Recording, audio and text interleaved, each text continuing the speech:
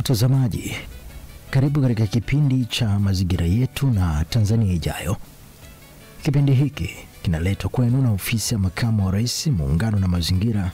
Leo hii tuko katika kijiji cha Wambishe katika halmashauri ya wilaya ya Mbeya. Kijiji cha Wambishe ni moja kati ya vijiji 7 vinavyotekeleza mradi wa urejeshaji endelevu wa mazingira na hifadhi ya bioanuwai hapa nchini. Ninayekuletea kipindi ni mtangazaji wako Levi Maira. Karibu.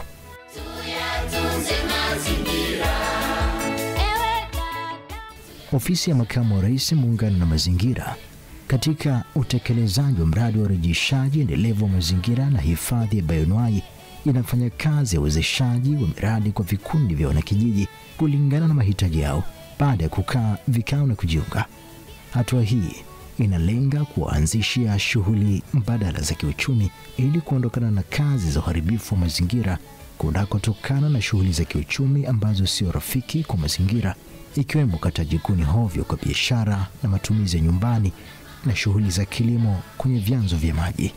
Katika kijiji cha Wambishe, Ofisi ya Makamu wa Rais, Muungano na Mazingira imejenga banda na kutoa ng'ombe wa maziwa kwa kikundi cha Umbwila kilichoanzishwa na wanakijiji cha Wambishe.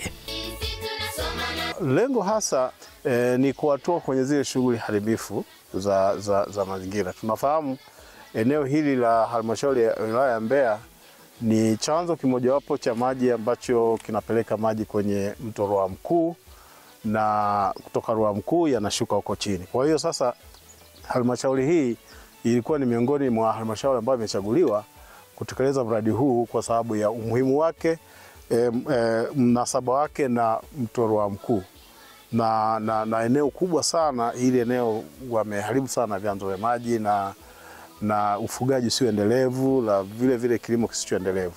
Sasa ili kuwapa waweze kuendelea kupata uchumi, kwa sababu shughuli zote hizi wanazifanya ili waweze kupata uchumi, waweze kupata fedha kukidhi mahitaji yao, kusomesha watoto, lakini pia kufanya maendeleo yao. Kwa hiyo sasa tukaona kwamba baada ya kukaa na halmashauri tukaona mradi huu unaweza kuwa na manufaa makubwa. Kwanza watapata kipato kutokana na ufugaji wa ng'ombe wa maziwa, lakini 2, tunawafundisha kufuga kisasa.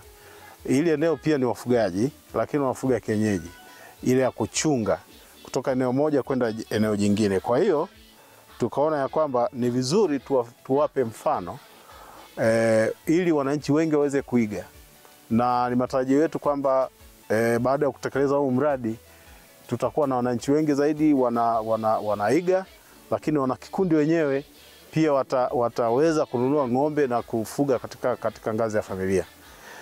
Zaidi ya hapo, pamoja na kwamba tunalenga pia kuwafundisha wananchi kufuga kisasa, tunataka wapate ng'ombe wanaotoa maziwa mengi, tofauti na wananchi ambao wanafuga kienyeji anaishia kupata lita 1, lita 2 kwa siku, lakini hawa ng'ombe wana uwezo wa kutoa mpaka lita 20 kwa siku kwa ng'ombe mmoja. Na hapa bahati nzuri wameshapandishwa, kwa maana kwa kupitia njia ya mirija, na hivi karibuni watazaa. Wakishazaa watakuwa wanaweza kutoa maziwa.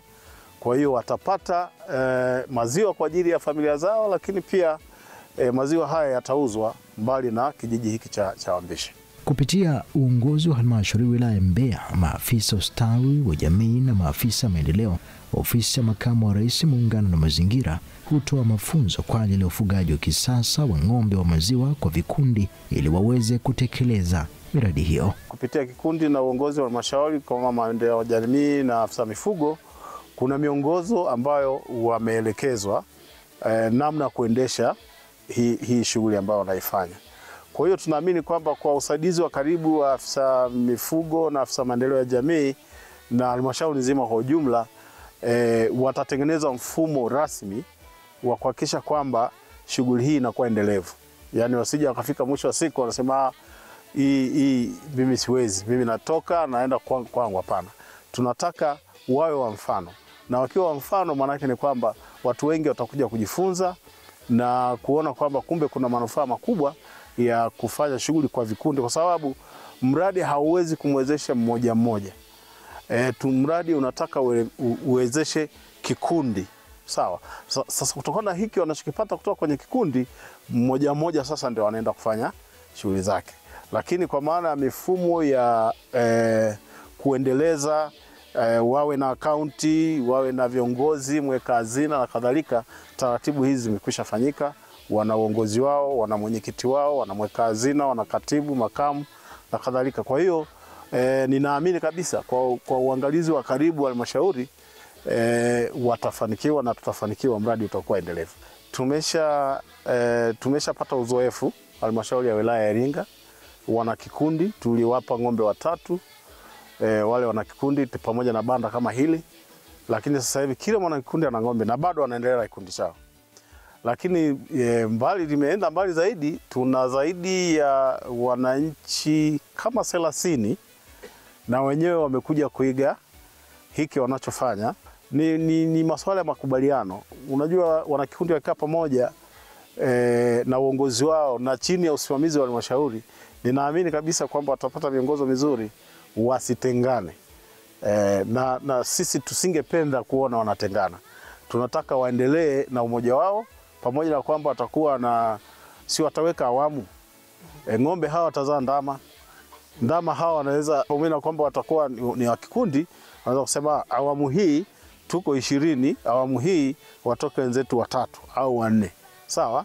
Awamu ijayo watatoka wengine, kwa sababu hawa ng'ombe wana uwezo wa kukaa muda mrefu. Kwa hiyo tunaamini kabisa kwamba kupitia hicho kikundi na chini ya usimamizi wa halmashauri tunaamini kwamba hawatafika mahali wasigane na kutokuelewana kutokana na mradi huu.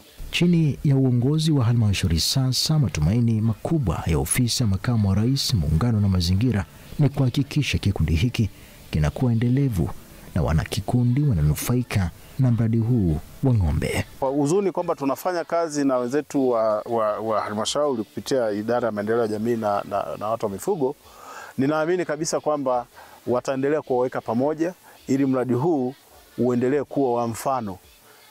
Tunatamani watu wengi waje kujifunza, na tunatamani baadaye tulete hata watu kutoka halmashauri zingine waje kujifunza, kuona kwamba namna gani kikundi kama kikiwekewa misingi mizuri kinaweza kufanya vizuri na kufanya shughuli yao ikawa imesimama vizuri. Mradi huu una wadau mbalimbali ambao tunafanya nao kazi, na wanafahamu kwamba moja ya changamoto ambayo inatuletea shida sana kwa mazingira ni ufugaji holela. Na sisi hatufukuzi wafugaji. Hatusemi wafugaji msiende kwenye vyanzo vya maji au msiende kulisha kwenye misitu ya hifadhi na kadhalika. Tunazungumza, tunakubaliana, na hata wakati wa ununuzi kwa mfano wa ng'ombe kama hawa, huwa tunawasiliana na Wizara ya Mifugo kwamba ng'ombe gani tunawapata wapi ili tupate ng'ombe ambao wamethibitishwa. Kwa hiyo wanafahamu, Wizara ya Mifugo inafahamu jitihada zinazofanywa na serikali kupitia ofisi ya makamu wa rais, kwa maana ya kuweka miundombinu, lakini pia kuwawezesha au kuwafundisha hao wafugaji na wakulima kufanya shughuli ambazo zinapunguza pressure kwenye mazingira. Hawa wanakundi wana shamba la malisho kwa ajili ya mifugo hii wanaolima. Mbegu za malisho tunatoa Wizara ya Mifugo. Na hata mbegu za kuwapandisha hawa ng'ombe, maana yake wapandishwa kupita chupa, zinatoka Wizara ya Mifugo. Kwa hiyo kwa sababu tunafanya kazi pamoja kwamba tunapolenga kuhifadhi mazingira, tunaangalia vitu ambavyo wananchi tunaweza tukawapa wakavifanya wakapunguza kufanya shughuli zile ambazo ni haribifu kwa mazingira. Na lengo letu hasa kuwafundisha ufugaji wa nyumbani kama hivyo walivyofungiwa, wataona tija yake, na tunaamini kabisa baada ya kuona tija, wananchi wengi zaidi watavutika kuanza kufanya shughuli kama hizi na kupunguza idadi ya mifugo ambao wanapeleka huko kwenye mito na vyanzo mbalimbali vya maji. Bahati Mgawe ni afisa mifugo kutoka halmashauri ya wilaya ya Mbeya. Anasema ujenzi wa banda bora la mifugo pamoja na utoaji wa elimu kwa wanakijiji ya jinsi ya kuwatunza ng'ombe kumekifanya kikundi hicho kutotetereka katika uendeshaji wa mradi huo. Ni kwamba sisi kama mifugo tulitoa elimu ya ufugaji bora wa ng'ombe wa maziwa kabla ng'ombe hawajaingia hapa, lakini pia kuhakikisha banda hili limejengwa kwamba kuwapatia wahandisi ramani ya banda bora la mifugo. Lakini pia kikundi hiki kimeshapata elimu jinsi ya kuwatunza hawa ng'ombe, na kupitia zile elimu wana kikundi hawa wanaendelea kuwatunza hawa ng'ombe. Ndio maana pia hawatesheleki. Lakini pia tunashirikiana na wenzetu ambao wa maafisa mifugo ambao wako kwenye hii kata husika wapo kwa ajili ya kuhakikisha uangalizi wa mara kwa mara kwa kushirikiana na wana kikundi. Ambayo tunafanya toka walivyowekwa hapa ni kuhakikisha mtaalamu wa eneo husika anakuja kwa wiki, anakuja mara 3 kwa ajili ya kuja kuangalia je, afya zao zikoje na wanaendeleaje. Endapo pia kama kuna ng'ombe anakuwa na umwa au ana changamoto yoyote, mtaalamu anawasiliana na wana kikundi, kwa maana ng'ombe huyu nilivyomuona leo ana changamoto 1 2 3. Kwa hiyo mtaalamu anafanya matibabu, na wakati wa kufanya matibabu wana kikundi hawa huwa wana daftari lao la kumbukumbu. Mtaalamu anafanya matibabu lakini anaandika kwamba leo nimewatembelea ng'ombe hawa, lakini ng'ombe fulani na ukitaka kuangalia hawa ng'ombe wana alama. Ng'ombe namba fulani ana changamoto 1 2 3, amemfanyia matibabu haya na haya na haya kutokana na hali alivyoiona. Kwa hiyo wana kikundi hawa kufikia sasa hizi na wenyewe pia kwa elimu tuliowapa wanajua kabisa nikimwona ng'ombe yuko 1 2 3 lazima nimwite mtaalamu. Lakini pia hata wanapokuja kuwalisha asubuhi na jioni muda wote, tumeshawafundisha wana kikundi kwamba lazima kwanza muangalie ng'ombe, na ng'ombe anapoangaliwa anaangaliwa akiwa kwa mwanakikundi, anamwangalia kwa mbali na anamsogelea karibu ili kuweza kujua changamoto. Yote haya tumeshawafundisha wana kikundi. Mwelekeo wao ni mzuri sana. Yaani kwa kikundi hiki tuna matarajio makubwa sana kwa sababu yote tuliowafundisha naona wanayafuata. Kwa hiyo kwa jinsi wanavyoonekana hawa ng'ombe wana maendeleo mazuri sana. Matarajio makubwa katika mradi huu ni kukiwezesha kikundi hiki kuuza maziwa yanayotokana na ng'ombe hao na kujipatia kipato kitachowezesha kujikwamua kiuchumi baada ya kuachana na shughuli za kiuchumi zisizo rafiki kwa mazingira ambazo kwa kiwango kikubwa zimechangia mabadiliko ya tabia nchi tunayoyaona sasa. Masoko yako hivi, tumeshawafundisha wana kikundi hawa kuna aina 2 za masoko.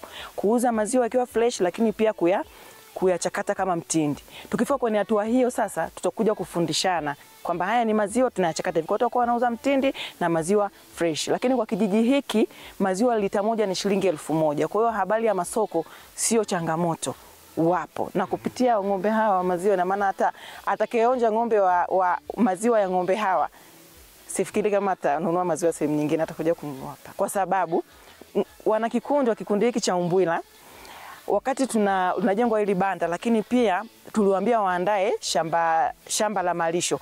Kwa hiyo wana shamba la malisho ambao ndio chakula kile wanachokula ng'ombe hawa ndio chakula halisi ambacho tunakitegemea ndio ng'ombe wale. Kwa maana hata ubora wa maziwa utakuwa ni mkubwa zaidi. Uwepo wa mradi huu kwa wanakikundi cha Umbwila ni kutoa elimu kwa wanakijiji na kuhamasisha nao kuingia katika ufugaji utakaowasaidia kuwaongezea kipato. Kimsingi ni sahihi kwa sababu kwanza tunafanya hivi kwa ajili watu wajifunze, na pia mbegu itakayozalishwa hapa itasambaa kwa wanakikundi. Kwa hiyo tija itapatikana. Ng'ombe hao wakizaa wameshakubaliana kwenye kikundi chao kwamba watagawana, wale watoto wataenda kwa wanakikundi kulingana na watakavyokubaliana. Lakini tulikuja tukajadiliana nao kwamba pia watoe kipaumbele kwa kina mama, kwa sababu masuala ya jenda pia ni muhimu kwa sasa yazingatiwe. Kwa hiyo tuliwaambia angalau wanaume wasubiri kwanza, alafu baadaye watapata, lakini watakaopatikana kwa mwanzo wawape kina mama.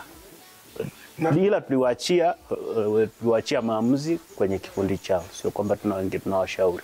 Mwenendo ni mzuri, na hata tunapowatembelea mara kwa mara wameonyesha kwamba wanashughulika na hii shughuli yani kwa maana sio kwa kulazimishwa. Muda wote unawakuta, muda wote unakuta malisho yapo, muda wote unakuta wanalisha, muda wote unakuta wanasafisha banda. Kwa hiyo inatuonyesha kabisa kwamba hii wanaendelea vizuri na pia wamepokea mradi vizuri, na tunaamini huko mbele hata mradi ukiisha wataendeleza vizuri. Wanakikundi cha Umbwila wanaona mradi huo kama suluhisho la changamoto za kiuchumi. Kiukweli kabisa kikundi nimekifurahia. Kikundi kina uwezo wa kutubadilisha hali ya kimaisha, hususan kama kiuchumi. pia kurejesha uoto wa asili uliopotea. Ilikuwa ni ukosefu wa elimu, kutokujua faida na hasara za ufugaji wa kisasa. Hivyo tulikuwa tunaachilia mifugo inaenda kula holela hata kwenye vyanzo vya maji. Lakini kwa sasa na uhakika wa kukombolewa. Hii itatujenga, kwanza tutaleta uamsho katika familia. Kama mtu alikuwa haelewi, anaanza kuona fahari ya kuwa na mradi huu kwenye kijiji chetu. Pia itawaamsha wanakijiji wengine kujiunga, na hata sasa wapo ambao wameanza kutambua na kuelewa kwamba tuko kwenye hatua za kisasa. Kila siku asubuhi nawahi naenda huko polini, natafuta manyasi na kata, nashindilia mfuko mmoja wa manyasi, najitwisha kichwani, naleta mpaka hapa. Kila baada ya siku 2 tumepangana kwa watu 4. Kwa kila siku tunaleta mifuko 4 kwa watu 4. Yaani kubadilika kwake kwa maisha tayari tumeshaanza kuona mabadiliko mapema. Kwa sababu hawa ng'ombe kuna muda mimi natenga muda nije nikawalisha hawa ng'ombe ili wapate kupata nguvu, wapate kutoa maziwa mengi baadaye wakizaa. Wakishazaa tutajipatia maziwa hayo na kuanza kusomesha watoto wetu vizuri. Sisi tunategemea baada ya miaka 2, kwa sababu baada ya miaka 2 tunategemea kwamba kila mtu angalau awe tayari amenufaika na ng'ombe wake. Kwa sababu hilo ni mimi na wakina kikundi changu, kwa sababu wana moyo, wanatia moyo na wanaenda vizuri.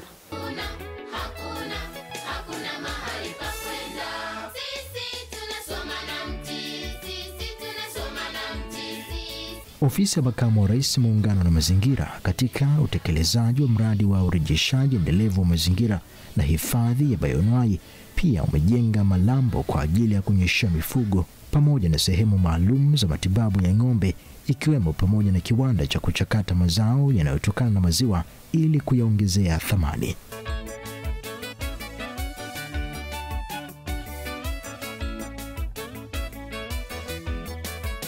Hapa katika kijiji cha Pigunga, kata ya Majimoto mkoani Katavi, ambapo ofisi ya Makamu wa Rais Muungano na Mazingira imejenga miundombinu ya kunyweshea mifugo, kuogesha na hata kuwapatia matibabu.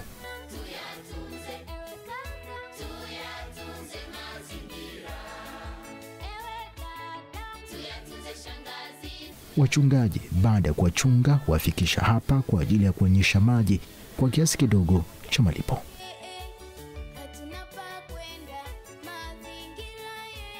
Hatua hii imewafanya wachungaji kuacha utamaduni wa kuwaswaga ng'ombe hawa kwenye vyanzo vya maji ikiwemo mito na kuharibu vyanzo hivyo na hata kingo za mito na kusababisha mafuriko hasa msimu wa mvua.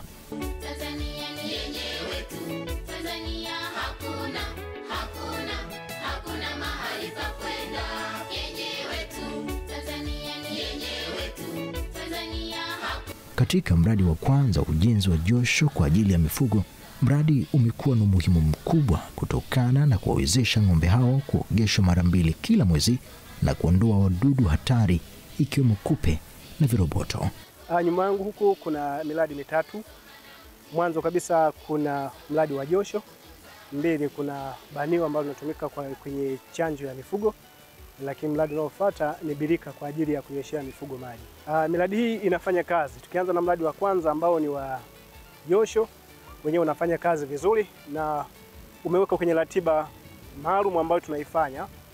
Tunafanya kwa mwezi mara 2, kwa maana mwanzoni mwa wiki na katikati ya wiki, ikiwa na maana tarehe 2, tarehe 3 na tarehe 4 tunafanya shughuli za ugeshaji wa mifugo, lakini baada ya hapo tunakuja tarehe 15, 16 na 17 tunamaliza mwezi kwa kuogesha mifugo yetu. Lakini kwenye mradi huu ni mradi ambao unaosaidia mifugo kupata maji kwa wakati. Hapo mwanzo hakukuwa na eneo maalum ya mifugo kupata maji, lakini kwa sasa wanapata maji kiuhakika. Kwa hiyo kwenye changamoto ya maji kwa mradi huu unatusaidia kwa sababu maji yapo kwa wakati wote. Kwenye kila tarehe wastani wa ng'ombe 800 hadi 1200 kwenye kila tarehe, nikiwa na maana ya kwamba tarehe 2 wanaweza kufika ng'ombe kuanzia 800 hadi 1200 na tarehe tatu idadi ile ile, wastani ni ule ule, kwa sababu ni kama wafugaji walishajiwekea utaratibu, wanauelewa vizuri. Kwa hiyo asiyekuja tarehe 2 ina maana yeye atakuja tarehe 3. Kwa hiyo wastani ni ng'ombe 800 hadi 1200 kwa siku. Mradi mwingine hapa ni ujenzi wa banio la kuchanja mifugo. Wafugaji badala ya kutembea umbali mrefu kwenda mijini katika maduka ya dawa za mifugo, sasa kupitia ngazi ya halmashauri, maafisa mifugo hupeleka dawa katika ngazi ya vijiji na kutoa chanjo za mifugo kwa bei nafuu. Kwa upande wa matumizi ya mradi wa Lambo kwa ajili ya mifugo kunywa maji kwa siku zaidi ya ng'ombe 3000, ambapo wafugaji wamekuwa wanakuja kwa wingi kutokana na kutambua umuhimu wa mifugo hiyo kunywa maji. Kwenye upande wanaokuja kunywa maji ni kwa siku ni zaidi ya ng'ombe 3000. Sasa unaweza ukaona kuna utofauti kati ya siku ambao wanaokuja kuogesha na siku wanaokuja kunywa maji. Kwa nini visiwiani? Kwa sababu ni elimu ambayo inaendelea kutolewa. Si wote ambao wenye mwitikio kwenye kuogesha, japokuwa tunaenda nao, lakini kwenye swala la kunywa maji hilo halihitaji elimu kwa sababu wala ushawishi, kwa sababu ni kitu ambacho ni muhimu sana kwa mifugo kupata maji. Japo huku kwenye kuogesha unakuta bado hatujafikia kufikia zaidi ya ng'ombe 5000, lakini tunaendelea kutoa elimu, watu waone umuhimu wa mifugo kuogeshwa, waone kama ni umuhimu wa vile ambavyo ng'ombe anavyoweza kupata maji. Miradi hii yote inayotekelezwa na ofisi ya makamu wa rais muungano na mazingira, baada tu kukamilika utakabidhiwa kwa vikundi chini ya usimamizi wa ukurugenzi wa halmashauri, ambapo vikundi hivi vinaweka tozo ya kiasi kidogo cha fedha ili kuviwezesha kuendeleza miradi hiyo. Kwenye swala la kuogesha pamoja na matibabu kwenyewe kuna gharama. Nikianza kwenye kuogesha kwa ng'ombe moja ni shilingi 200 kwa ng'ombe pamoja na punda, lakini kwa mbuzi na kondoo ni shilingi 100.